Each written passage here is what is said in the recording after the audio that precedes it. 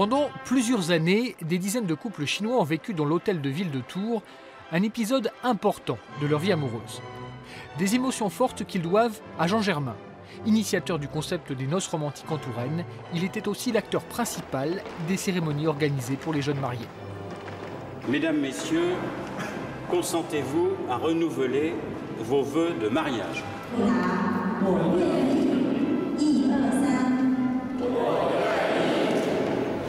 Je vais vous demander maintenant d'échanger vos alliances. Au mois d'octobre, j'en ai 100 qui viennent d'un petit peu partout, de Pékin, de Shanghai. Et on fait tout pour qu'ils aiment la Touraine.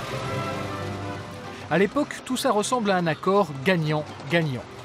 Les Chinois sont heureux et les Tourangeaux sont fiers. Fiers de constater que leur ville peut séduire les habitants de l'autre bout du monde, fiers aussi de susciter l'intérêt des grands médias nationaux, avec par exemple l'émission Envoyé spécial, qui consacre un reportage de 30 minutes à l'opération. C'est pas beau de marier? Ouais, oui. Des Chinois en tenue de mariage dans les rues de Tours, cela rameute les badauds. Ben, on est fiers. Pourquoi vous êtes fiers, dites-moi? Parce que c'est quand même, ils ont choisi cette ville-là, ils n'ont pas choisi une autre. Ça vous plaît les Chinois à Tours? J'adore les Chinoises. Nuance. Les Chinois aussi sont sympas. Mais c'est pas un peu bizarre quand même, les Chinois? Non, mais non, c'est pas bizarre, c'est normal. Maintenant, il n'y a plus de frontières. Le monde, tout le monde, on traverse les frontières, on vient se marier ici, j'irai divorcer là-bas, moi. En dehors de la notoriété accrue de la ville sur le plan international, il y a aussi un intérêt économique à court terme pour certains commerçants locaux qui font à l'occasion quelques bonnes affaires, en espèces. Mais l'objectif est avant tout l'intérêt économique à long terme. Les mariages sont une vitrine pour rapprocher les entreprises de la région du marché chinois. En 2010, la ville occupe un pavillon lors de l'exposition universelle de Shanghai. Jean Germain y célèbre quelques mariages, mais il est accompagné d'une délégation de chefs d'entreprise qui souhaitent nouer avec les Chinois des relations durables et plus si affinité. C'était phénoménal. Quand vous visitez le pavillon français, quand vous arriviez en bas, vous aviez une queue qui remontait. Il y avait, je sais pas, c'était le pavillon le plus visité, le pavillon de la Touraine. Et donc oui, on avait une fierté de voir que pour nous, c'était une belle opération. Pendant 3 ans, l'opération est appréciée, y compris par ceux qui n'ont pas la même étiquette politique que Jean Germain. L'un des premiers à émettre des réserves va être le conseiller municipal Pascal Ménage. Nous n'avons pas l'élément clair qui permette de savoir quelle est l'organisation de cette manifestation, quels sont les critères précis et quels sont les éléments qui permettent aux Chinois de pouvoir venir en France, car on sait que c'est un pays qui a encore des progrès à faire en termes de démocratie, et quels sont les rouages et les mécanismes qui permettent de mettre en place ces mariages à Tours. Allez, allez, doucement, de la complicité. L'opacité, le flou concerne essentiellement le rôle joué par une collaboratrice de Jean Germain. Originaire de Taïwan, installée à Tours depuis une vingtaine d'années, Liz Han est embauchée par la mairie en 2008, notamment pour s'occuper des mariages. On lève le menton, on fait un joli sourire. Organiser ces cérémonies et d'autres opérations de coopération avec la Chine, c'est un travail que Liz Han ne peut pas effectuer seule. Pour l'assister dans ses missions, la mairie va passer de nombreux contrats avec une petite société dont le siège social est situé dans une boutique du centre de Tours, la SARL Time. Et c'est là que va apparaître un petit problème d'ordre juridique. La société compte parmi ses principaux actionnaires une certaine Liz Han. Dirigeante jusqu'à son embauche par la mairie, elle va ensuite confier la gestion de l'entreprise à son mari tout en gardant ses parts sociales. Un mélange des genres qu'elle justifie en 2011 par un oubli dû au surmenage. Ça, c'est une erreur, une attention de ma part. Je suis toujours restée associée de cette société.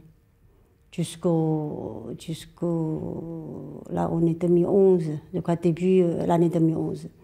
Et pendant tout ce temps-là, c'est vrai que c'est vraiment une attention. Je dis, voilà, il faut reconnaître cette erreur. Hein. Mais bon, entre-temps, je suis ni salariée de société. Et cette société, comment dirais-je, organisée un peu comme une association. Voilà, on va dire ça comme ça. Une association familiale qui va tout de même recevoir et gérer des sommes supérieures à 800 000 €, soit l'intégralité des appels d'offres émis par la mairie et l'agglomération pour ces opérations chinoises. Je suis vraiment très navrée, causer tous ces ennuis à monsieur le maire. Il est absolument pour rien. Nous, évidemment, on ne le savait pas. Sinon, je ne vois pas comment le service des marchés de la ville de Tours m'aurait proposé de signer ce genre de choses. Mais je pense que ça a été corrigé, donc je pense qu'elle a commis une erreur, mais qui a été corrigée assez rapidement. Et il n'y a pas de détournement de fonds, de choses comme ça. Selon Jean Germain, la chaîne des responsabilités s'arrête à la porte de son bureau, mais cette affaire arrive sur la place publique, alors que son image vient déjà d'être brouillée par 2 autres polémiques. En janvier 2011, le site Rue 89 parle dans son cas d'un emploi presque fictif, en s'appuyant sur un rapport de la Cour des comptes. Il révèle que pendant 18 ans, le maire de Tours a exercé la fonction d'inspecteur général de l'éducation nationale, avec un salaire à plein temps, mais une activité beaucoup plus réduite. Entre 1993 et 2010, la Cour n'a trouvé pour seule trace de son activité que quelques notes manuscrites et un rapport. Ces révélations n'ont pas eu de conséquences pénales, mais pour le principal syndicat de l'éducation nationale, il y avait bien à cette époque 2 catégories d'inspecteurs, ceux qui travaillaient vraiment et les autres. Quelqu'un qui a un conseiller général de base ou qui est maire d'une toute petite mairie et qui a une activité professionnelle, on peut considérer qu'il peut mener les 2 de front. Par contre, avec le développement de la décentralisation et les responsabilités accrues des élus locaux, on sent bien qu'à un moment donné, certaines activités sont absolument incompatibles et dans une période où on restreint les emplois, il est un peu problématique, pour le moins, de constater qu'il y a des fonctionnaires qui sont censés exercer une mission et en fait ne le font pas parce que leur mandat lectif les prend à plein temps. Peu actif au sein de l'éducation nationale, Jean Germain a en revanche consacré beaucoup de temps à sa ville, notamment au chantier du tramway. Un dossier qui lui a valu des soupçons de favoritisme, puisque le marché du design a été attribué à l'une de ses adjointes, la créatrice Régine Charvet-Pelleau, préférée à des concurrents installés dans d'autres villes. Pourquoi Régine Charvet-Pelleau, qui fait des tramways quand même, je le rappelle, à Alger, à Rabat, à Mulhouse, partout dans le monde, qui travaille sur ce sujet. Pourquoi? Parce qu'elle est adjointe à Tours. Sa société serait écartée, j'allais dire, de tout. À partir du moment où elle concourt dans les mêmes conditions que les autres, il n'y a absolument aucune raison qu'elle soit écartée. Régine Charvet-Pelleau a-t-elle concouru dans les mêmes conditions que les autres? C'est une question que la justice a dû se poser à la demande d'une conseillère municipale d'opposition. Avec une association d'usagers, elle avait déposé une plainte pour prise illégale d'intérêt que le parquet a décidé finalement de classer au motif que c'est le syndicat des transports et non la mairie directement qui avait choisi sa prestataire. Ce qui nous a vraiment gênés dans le classement sans suite, c'est la raison liminaire de dire, ben voilà, Régine Charvet-Pelleau ne siégeant pas au site 4, c'est sûr que c'est pas elle qui a signé. Alors là, je veux dire, à la limite, je crois que personne n'aurait eu besoin d'étudier le dossier pour avoir un avis sur la question. Donc on a trouvé que c'était un petit peu court et que pour nous, les choses étaient beaucoup plus complexes que celle-là.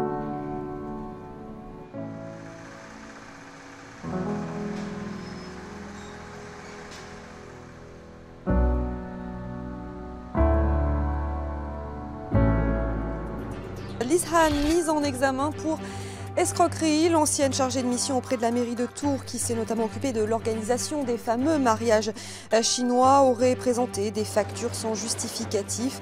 Également poursuivie pour recel de biens publics et prise illégale d'intérêt. Elle devrait bientôt s'expliquer devant la chambre de l'instruction de la cour d'appel d'Orléans. Début 2013, cette fois la justice pousse ses investigations. Lise Han est mise en examen pour escroquerie, prise illégale d'intérêt et recel de fonds publics. Les juges impliquent dans la même procédure son mari et son ex-mari, actionnaires de la société Time, et ils ne s'arrêtent pas là. Le directeur de l'Office du tourisme est lui aussi mis en examen, soupçonné d'avoir créé un emploi fictif pour accueillir Lise Han après son départ forcé de la mairie. Cette fois, entre le maire de Tours et son ex-collaboratrice, on est passé des mariages au divorce. Monsieur Germain, soi-disant, oui, on a embauché Madame Anne parce que, attention, elle est associée d'une société Elle était, enfin je sais pas, gérante d'une société. Ça peut être une erreur. C'est quand même une erreur administrative. Le maire, il savait très bien quand il donnait attribuer le marché à une société. Il doit savoir qu'est-ce qu'il demande. Anne-Lise, elle n'a jamais rien caché. Alors on va supposer qu'elle ne savait pas, qui c'est qui n'a pas fait son travail. N'importe quel artisan lui demande son extrait cabis, et à justifier nous ceci, justifier nous cela, que vous êtes à jour de cotisations URSSAF, etc. Bon, on a dû faire la même chose avec Anne-Lise. Ou si on ne l'a pas fait, c'est pas de sa faute. Dans les semaines qui viennent, les juges devront vérifier si tout est bien normal dans les factures réglées par la mairie à la société Time. Et pour ça, il pourra avoir besoin d'entendre Jean Germain, protégé pour l'instant par son immunité parlementaire. Avant ça, l'avocat de Lise Han plaidera en juin devant le tribunal des prud'hommes car elle attaque son ex-employeur pour licenciement abusif, ce qui pourrait donner lieu à un grand déballage. L'affaire est déjà sur la place publique, à la une des journaux et dans les séances du conseil municipal. Même quand il ne figure pas à l'ordre du jour, le sujet est devenu inévitable. Je m'interroge sur la situation d'une de vos anciennes salariées qui a été l'une de vos proches collaboratrices dans le cadre d'une certaine manifestation. Ancienne collaboratrice qui aujourd'hui vous traduit au prud'homme et qui de surcroît vous réclame 150 000 € de dommages et intérêts. J'y vois là encore la suite logique et inéluctable d'une gestion non transparente de ce dossier que je dénonce depuis maintenant 3 ans. Monsieur le maire, vous m'aviez indiqué, il y a quelque temps, que j'aurais accès aux pièces de ce dossier, dans le respect, bien sûr, de la confidentialité. Vous n'avez pas tenu votre promesse. À la suite de mes interventions, votre mutisme vis-à-vis des médias sur ce dossier laisse planer inévitablement le doute dans l'esprit des Tourangeaux. Peu bavard sur ce sujet, Jean Germain l'est encore moins depuis que le dossier est dans les mains de la justice. Mais ce jour-là, il n'évite pas complètement la question. Et en ce qui concerne la Chine, on n'a pas eu de chance avec un certain nombre de sujets, mais c'était un beau projet, il le demeure, et j'espère, si je suis réélu avec mon équipe, pouvoir recommencer dans quelques années. Parce qu'on a quand même gagné le prix d'Atout France avec ça, comme étant la meilleure idée sur l'année 2010. Voilà. Jean Germain ne se prononcera pas sur d'éventuelles irrégularités comptables, mais il assume encore son objectif de départ. Selon lui, les centaines de milliers d'euros investis par la mairie n'ont pas été dépensés en pure perte. Peut-on estimer les retombées économiques de l'opération? C'est ce que nous avons cherché à savoir avec les rares chiffres disponibles, notamment ceux du comité régional du tourisme. Le tourisme chinois représente 16 000 nuitées d'hôtels par an sur l'ensemble de la région, essentiellement concentrées sur la Touraine. On est très loin des 250 000 nuits représentées par les Britanniques, mais le chiffre est en augmentation constante depuis quelques années.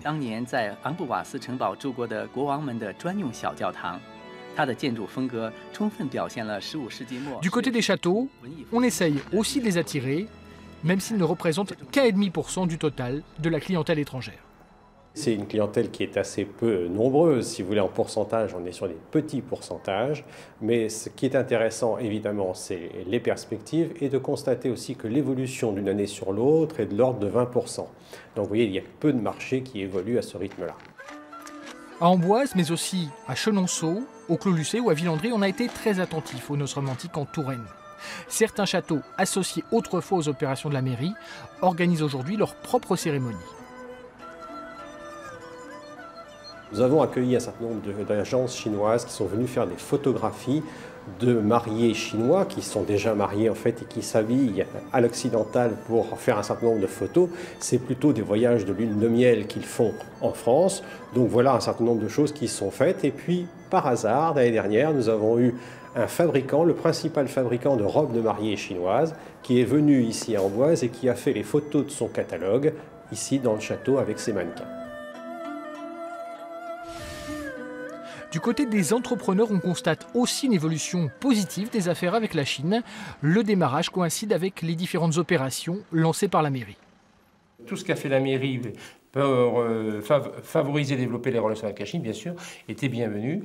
Et je pense que ça a apporté son lot, effectivement, de business. Mais c'est difficile à chiffrer, quoi. L'an dernier, en 2012, c'était, je crois, 400 millions d'euros d'exportation vers la Chine. Donc c'est quelque chose qui évolue et c'est une évolution à 2 chiffres depuis 5 ans. Les initiatives de la mairie ont donc engendré quelques retombées économiques, mais pour le maire, le bilan politique s'inscrit clairement dans la colonne négative. Alors que démarre la bataille des élections municipales, certains de ses alliés potentiels sont déjà obligés de prendre leur distance. Ça rend compliqué, si c'est ce que vous voulez me faire dire, de faire éventuellement des alliances de premier tour avec le Parti socialiste. Il y avait une mise en examen du maire. Voilà, ça c'est évident, ça rend beaucoup plus compliqué des alliances de premier tour. Ensuite, il y a des responsabilités différentes au second tour, lorsqu'il s'agit de voir si la ville passe à l'UMP ou reste dans le cadre de la majorité présidentielle. Là, c'est d'autres responsabilités et d'autres évaluations à faire sur la situation politique. La mise en examen de Jean Germain est une hypothèse qui ne semble aujourd'hui pas impossible. Dans les salons de l'hôtel de ville, l'heure n'est plus à la fête. Il arrive parfois que l'aventure du mariage se termine dans le bureau du juge. Et à Tours, quelques mètres seulement séparent la mairie du tribunal.